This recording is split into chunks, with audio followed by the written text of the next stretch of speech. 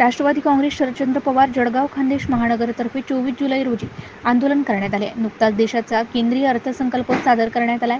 या अर्थसंकल्पात महाराष्ट्र राज्याच्या वाट्याला अपेक्षित निधी न मिळाल्याने राष्ट्रवादी काँग्रेस शरदचंद्र पवार गट जळगाव खान्देश महानगराच्या वतीने केंद्र सरकारचा गाजर दाखवून निषेध करण्यात आला. महाराष्ट्र राज्यापेक्षा आंध्र प्रदेश व बिहार या राज्यांना या अर्थसंकल्पात जास्त निधी दिल्याचा आरोप यावेळी राष्ट्रवादीच्या वतीने करण्यात आला आहे.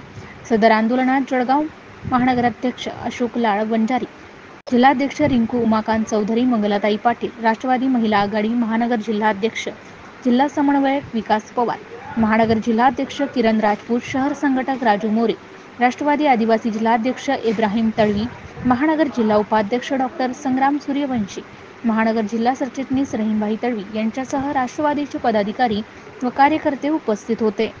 MCN न्यूज मराठीकरिता BM गुरव, जामनेर. केंद्र सरकारने अर्थसंकल्प जाहीर केला. त्या अर्थसंकल्पात महाराष्ट्राला कुठल्याही प्रकारचा त्याचा फायदा झाला नाही. हे सरकार केंद्र सरकार वाचवण्यासाठी नरेंद्र मोदी सरकारने उत्तर प्रदेश असेल, बिहार असेल, आंध्र प्रदेश असेल, गुजरात असेल अशाच राज्यांना एक मोठ्या प्रमाणात भरघोस निधी दिला आणि तिथे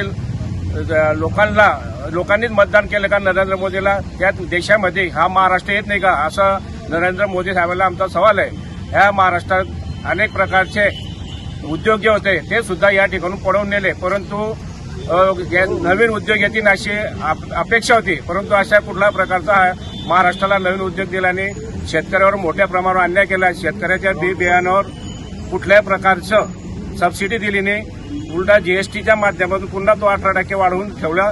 अशा या केंद्र सरकारने महाराष्ट्रात बेरोजगारीचा कुठल्याही प्रकारचे ठोस आश्वासन दिले नाही.